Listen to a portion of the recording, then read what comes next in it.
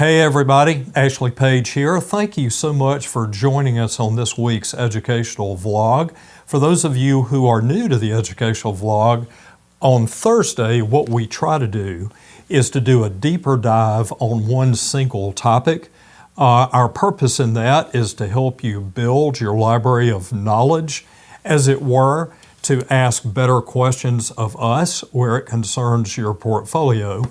That's in compare and contrast to the portfolio vlog that the guys do and put out on Monday, which is talking about market impact for that particular week, or the other emails we send to you on Tuesday with a lot of our research partners' information. So we use this one to go a little bit deeper, and we think we have an interesting one for you today, particularly in light of how much they've been in the news. So the title of our vlog today are, what are the four main factors that the Federal Reserve always considers in deciding interest rates? You know, the Federal Reserve has a mountain of data that they pull together in all types of aspects of the economy. And we've seen that a lot lately because we've had a lot of interest rate increases, including last week where the Fed did another 0.25% increase, which puts interest rates at their highest level in 16 years. We have not had rates this high since 2007. And there's so much out there when you see the interviews by Chairman Powell.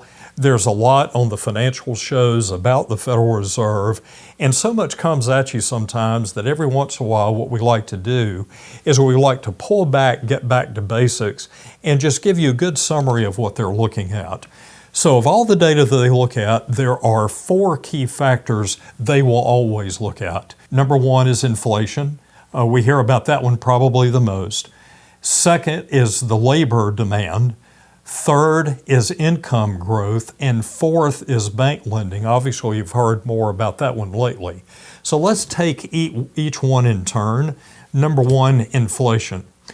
What the Fed wants to do is to see inflation around 2%. Now let's back up a little bit to last June.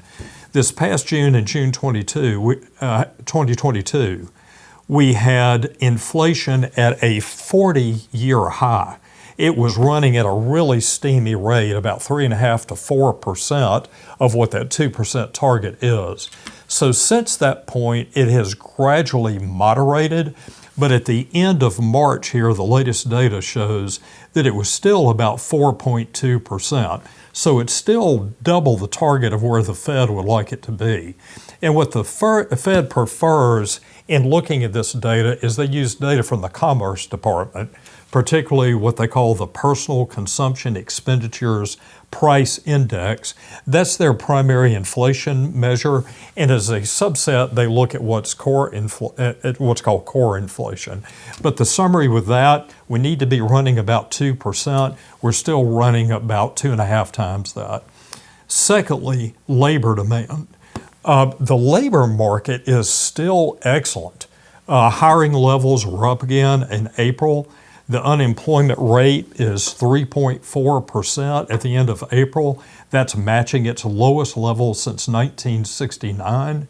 So at the moment, this is the primary positive in our economy. We've seen a lot of negative in it lately, but this labor demand is still really steamy. The jobs are still out there. The next one's income growth. Over the last 12 months, pardon me, from April 2022 to the end of this past month, we saw average hourly earnings increase in wages for people about 4.4%. The Fed likes to see this annual increase more in the 3% range. And the reason for that is that usually if you get an increase in the 3% range, you've still got a solid economy, but it's helping kind of tamp your inflation down a little bit. And then finally, we've seen a lot on this lately. The fourth is bank lending. The Fed keeps a particular eye on the lending standards of small to medium-sized banks in the country. And the reason for that, that's where the vast majority of owner-managed businesses receive their funding from working capital and expansion. So if you have a more liberal credit standard in that banking group, you increase economic growth, but you put upward pressure on inflation. A tightening credit standard generally can push inflation down, but you have to be careful about not overdoing that, because if you tighten too much, it can cause recessionary damage to the broader economy. One thing we will mention is, if you want to know a little bit more about this fourth category, we did an educational vlog about a month ago on banking and the economy that's got more depth on this subject. So if you're interested in that particular one of the four, there's another educational vlog out there. I personally did that about a month ago to give you more information on that. So regardless of all the news that you hear on the Fed, it's those four main factors they will always look at. So we appreciate you joining us on the educational vlog, as we always do. We really appreciate the fact that you all share this. It's very common that you do. We thank you for that, because that helps a broader base of people other than just our clients. As always, feel free to contact me with further questions on this subject, or any of the guys on the portfolio team.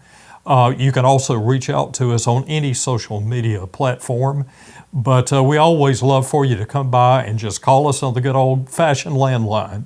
So until next time, have a great week.